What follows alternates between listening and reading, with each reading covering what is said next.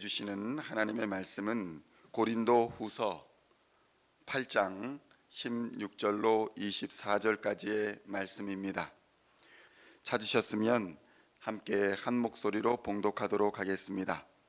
너희를 위하여 같은 간절함을 디도의 마음에도 주시는 하나님께 감사하노니 그가 권함을 받고 더욱 간절함으로 자원하여 너희에게 나아갔고 또 그와 함께 그 형제를 보내었으니 이 사람은 복음으로써 모든 교회에서 칭찬을 받는 자요 이뿐 아니라 그는 동일한 주의 영광과 우리의 원을 나타내기 위하여 여러 교회의 택함을 받아 우리가 맡은 은혜의 일로 우리와 동행하는 자라.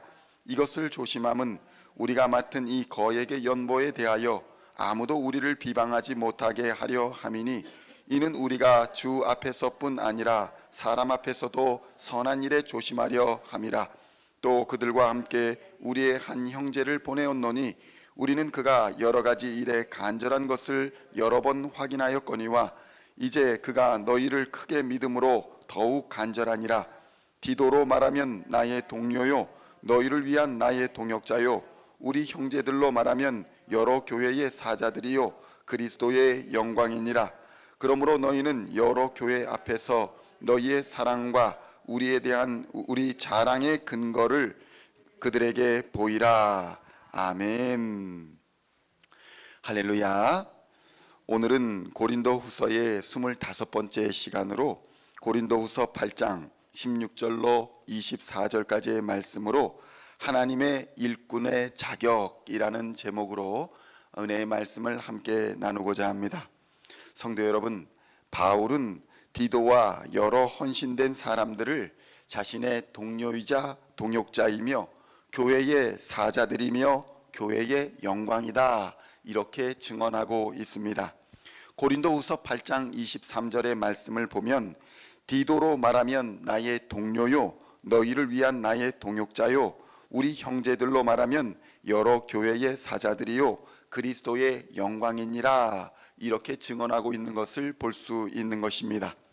사실 교회의 부흥과 매우 밀접한 관계를 가지고 있는 것이 무엇이냐라고 말한다면 바로 그 교회에 얼마나 헌신된 사람들이 많은가일 것입니다. 그래서 많은 교회들이 일꾼을 세울 때에 헌신되고 또 열심히 있는 사람들을 환영합니다. 그런데 적지 않게 이렇게 헌신되고 열심히 있는 사람들로 인해서 교회에 문제가 생기거나 여러 가지 잡음에 분열되는 경우가 많이 있습니다.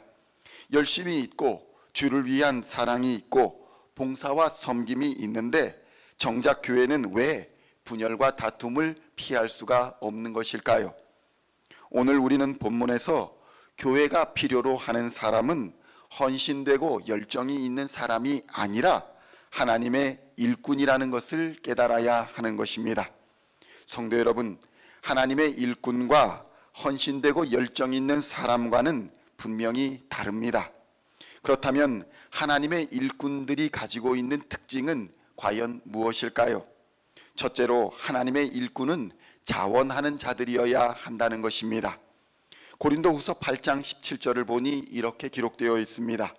그가 권함을 받고 더욱 간절함으로 자원하여 너희에게 나아갔다 이렇게 기록되어 있습니다. 성도 여러분, 분명히 디도는 권함을 받았으나 권함보다 더욱 간절함, 자원함으로 사역을 감당하였다라는 것을 알 수 있는 것입니다. 성도 여러분, 교회의 사명은 시켜서 할 수 있는 것이 아닙니다. 무엇인가 대가를 구하면서 할 수 있는 일도 아닌 것입니다. 교회 공동체에 권함이 있을 때에 그보다 더한 자원함이 있어야 교회의 일을 감당할 수 있다는 것입니다. 많은 직분자들이 실패하는 것은 나는 하고 싶지 않았는데 억지로 하게 되었다라는 인식 때문인 것입니다. 이러한 생각은 주의 일을 억지로 하게 됨으로써 덕이 되지 않을 뿐만 아니라 다른 사람들에게 좋지 않은 영향을 주며 일의 잘잘못을 따지게 될 때에 모두 남에게 그 책임을 떠넘기는 무책임한 결과를 가져오게 됩니다. 나는 하고 싶지 않았으니 결과야 뭐 어찌 되든지 내 책임이 아니다라는 것입니다. 이것은 하나님께 내 모든 것을 맡깁니다라는 신앙과는 전혀 다른 모습입니다. 이는 불신앙의 모습인 것입니다. 사명을 나의 선택의 하나로 취급하여서 하나님의 일을 해도 그만 안 해도 그만인 사역으로 전락시키는 불신앙의 모습이라는 것입니다. 결국 이러한 모습, 남에게 떠밀려 등 떠밀려 하게 되는 이러한 모습은 교회를 하나 되게 하지 못하게 할 뿐만 아니라 건강한 일치, 건강한 연합을 방해하는 것입니다. 둘째로 하나님의 일꾼은 교회에서 칭찬을 받는 자여야 한다라고 증언합니다. 고린도후서 8장 18절을 보니 이렇게 기록되어 있습니다. 또 그와 함께 그 형제를 보내었으니 이 사람은 복음으로써 모든 교회에서 칭찬을 받는 자요, 이렇게 증언합니다. 성도 여러분, 직분자는 열심인 것이나 또 헌신이거나 이러한 외적인 모양, 열심이나 헌신인 이러한 외적인 모양으로 감당할 수 있는 일이 아니라는 것입니다. 주의 몸된 공동체, 주의 몸된 교회 공동체로부터 인정받고 칭찬받는 사람이어야 사명을 감당할 수 있다는 것입니다. 그러한 사람이 사명을 받아 헌신하고 열심으로 섬길 때에 교회의 덕이 된다는 것입니다. 성도 여러분, 교회 생활에도 크레딧이 있는 것입니다.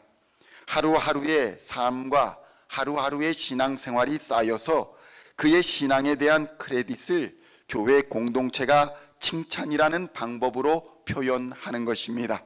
그래서 무턱대고 그의 열심만 보고 칭찬받지 못하는, 그러니까 크레딧이 없는 일꾼을 세우게 되면 교회가 낭패를 보게 되는 것입니다. 마지막으로 하나님의 일꾼은 교회 공동체의 택함을 받은 자여야 한다고 증언합니다. 고린도후서 8장 19절의 말씀을 보니 이렇게 증언합니다.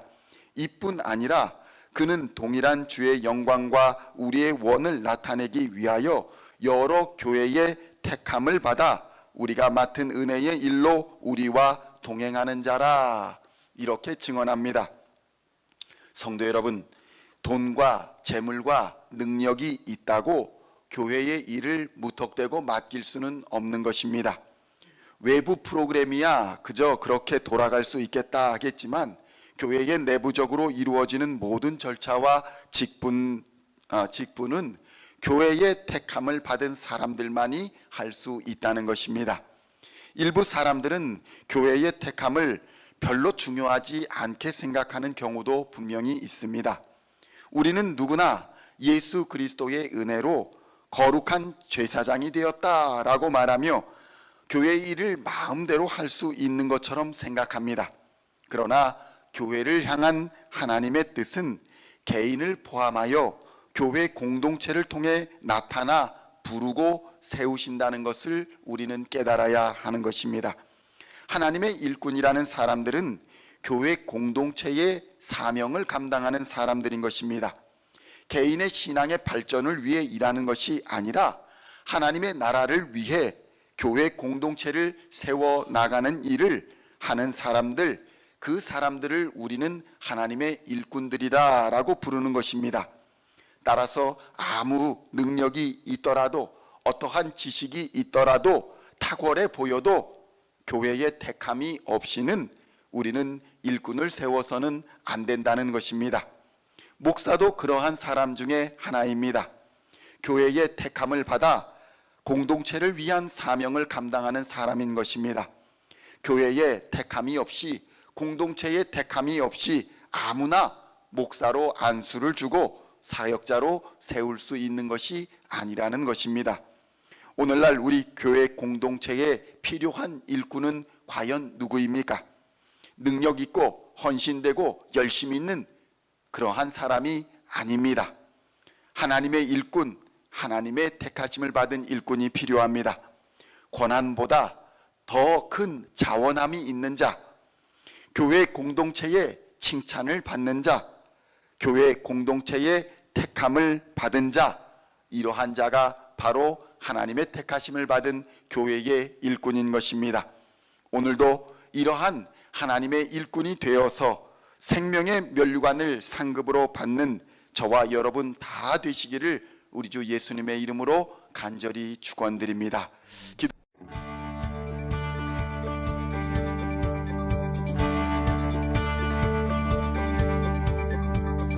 Singing songs of our praise, we are coming to you, dancing before